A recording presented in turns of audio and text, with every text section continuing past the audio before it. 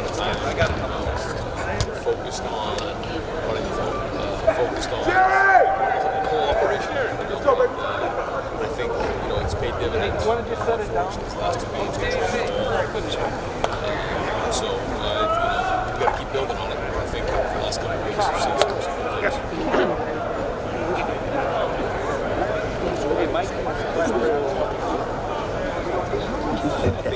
Can you? I think we talked about this during the bye, which is when you're running the ball. You can kind of have three different options. You read somebody, you run away from somebody, or you kind of change the look, splash the waters a little bit. So we've kind of found different ways to do that. We have had some plays where we've been reading it back, but also some ways we're running away from the guy or possibly splashing the water. So just finding different ways to make sure that we fly back. Right. Tate Martell went into the game last week. It was 0-0. To go, first to go. Yeah. What has changed as far as y'all's confidence, whatever it is, you want to call it, about putting him in the game? Well, it's been a couple weeks working here, the packages, and we felt like he was game ready. It was cold, it was windy, it was a great defense, and we felt like we needed a chance to gave it to us. The big thing, obviously, we had one miscue down there tight, and that was something we're going to get corrected fast. But other than that, I thought he did a good job. And what you see that going forward? You see that expanding? I know things kind of fluid.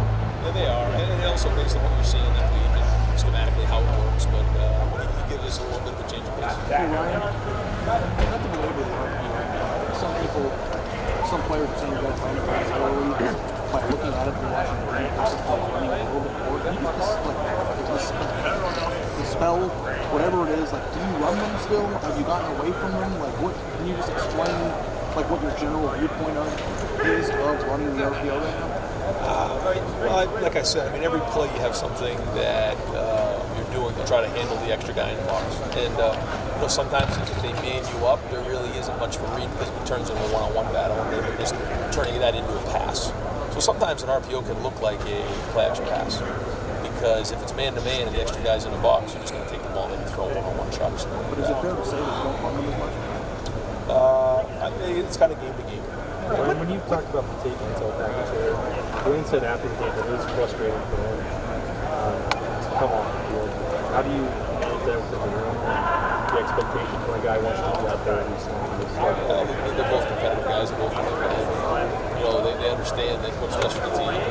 Our unit is those guys. The relationship is really good, especially this year when they pull for each other.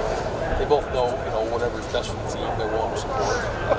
So those guys are both competitive guys. That's what you want. You want more guys who want to be on the field. So it's normal. And I think they're handling both. What did Tate prove to you personally that made him show that he deserved to be on the field? I think it was a practice. The way he's been practicing, he's practicing better and doing a good job taking care of the ball. Ball security's been much better. The decision-making been better.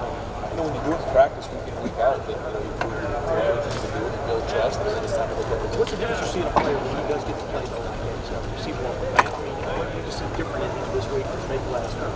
Maybe not.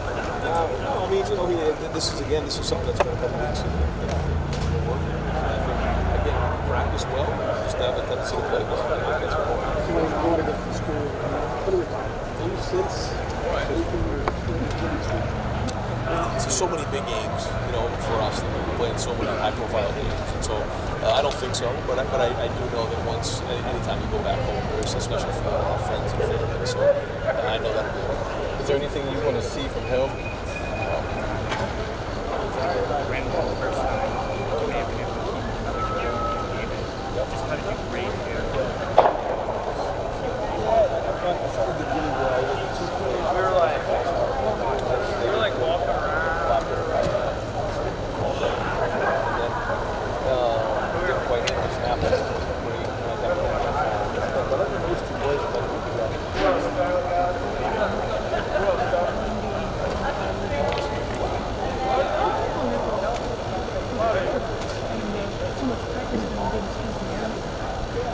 Part of it too, but still you're looking for balance. You have to understand we're going to get better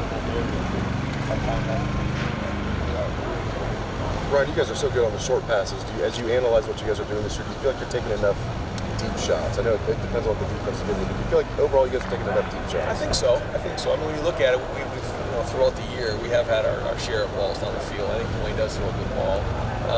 Some of the games where it's a little bit windy and, you're going into the wind, it's not as easy. We didn't connect on the one to Johnny that I thought was a good throw. We just didn't connect there. And then we overthrew the one to Terry early in the game. So, but even going back to weeks before, I think we have done a good job of that. I think Dwayne's very accurate throwing the ball down the field, and we have some good deep threats. But again, sometimes, if they're going to be playing a little bit further off, and the other underneath stuff opens up. Ryan, I think it happened against Purdue too, with the windy conditions. Missed a couple when I think we needed Terry. What's the secret to being a good passer in the wind? Yeah, you got to take a little off it and drive it a little bit more. And there's certain throws that down the field a little bit easier than others. Sometimes those fades, we have to throw them up in the air. They kind of get caught up in the wind, so they're not as easy. And so we talk about driving the ball and being a little bit more firm with the throw.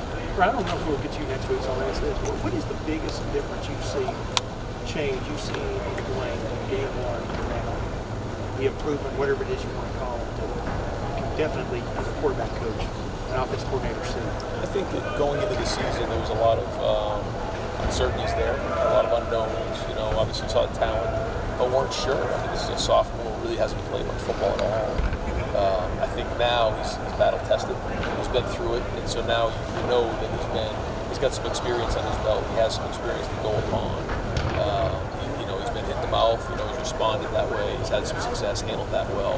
So I think that's probably the biggest thing. Does he have some savvy though when it comes to like reading defenses and things like that? Have you seen him to have kind of a high IQ in that area? Yeah, and I think every week it's getting better. I think the more reps you get underneath your belt, the better. Because a lot of you can watch as much film as you want until you actually do it. You don't really know what it's going to look like. And so I think now he's starting to get a feel for that. Ryan, you were really excited about when you guys got him. Obviously coming out of injury. I think a few weeks ago, Urban said that he was pretty close to being able to go through that. Do you have an update on him? What's the plan like with him in terms of his time? Yeah, he's just a little bit unfortunate in that he wasn't really ready to go and practice until we started to get going with the season. And then at that point, usually you get your first and second guy on most of the reps. So he hasn't been able to really do everything he wanted to do in terms of preparation. Obviously, the bowl practice will be huge for him. Spring practice will be huge for him. But I do think, when you look at where he's come physically and he's learning football since he got here, he's come a long way. But he just needs to play. Is it 100 pounds? Yeah.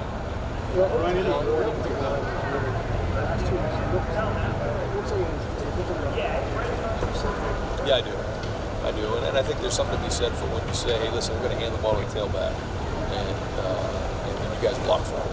And if there's an extra guy in the box, there's an extra guy in the box. I mean, there was an extra guy in the box last year with JT. There's always an extra guy there. And sometimes we just got to knock people back. We got to run people over. And I think that's what we've done. I think the running backs have run really hard. I think offensive line has done a really good job.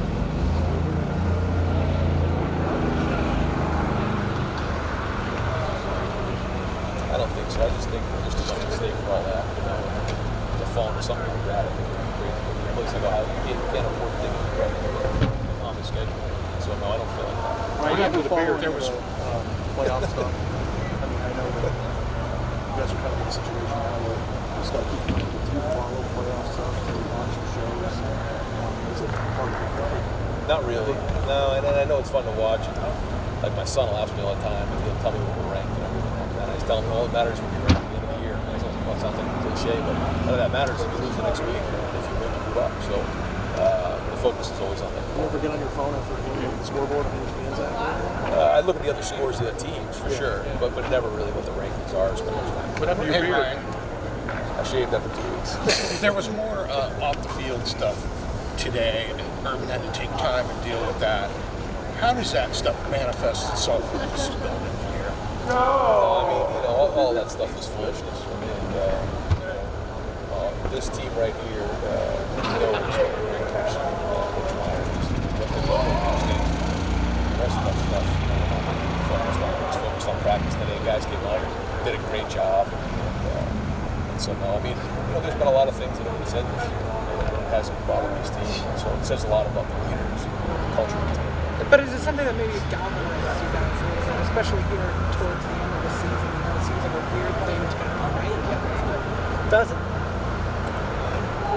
I think this today was just one of those things where it was one of those things where a lot of people were just shaking their head like, don't quite understand where that all comes from. So, but this team is strong. This team is galvanized from a lot of different reasons. But yeah, I guess this would be another. I mean, but they do see it. I mean, they follow everything. They see all the. I mean, and Coach Meyer said on the call today that guys are really fired up and angry. I mean, what does that mean for the program? What does that mean for you and your job? How does that change things? I mean, because it's not like they're not aware. Sure.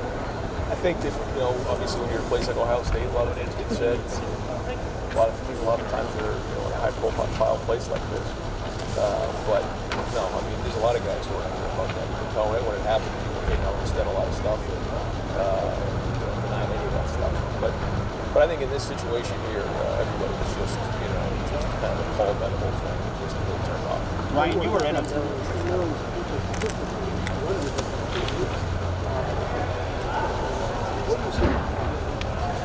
I see a defense I think they're top 30 defense in America. They do a really good job. They got a really good front. They have a back end that they can play most places in the country. I think their scheme has done a really good job there. So very, very talented. One of the more talented defenses you've seen, to be honest with you. I really think that they've done a nice job this year. And they've done a good job of playing week in and week out with all the adversity they've been through this year. So it's a good challenge for us. Ryan, you were in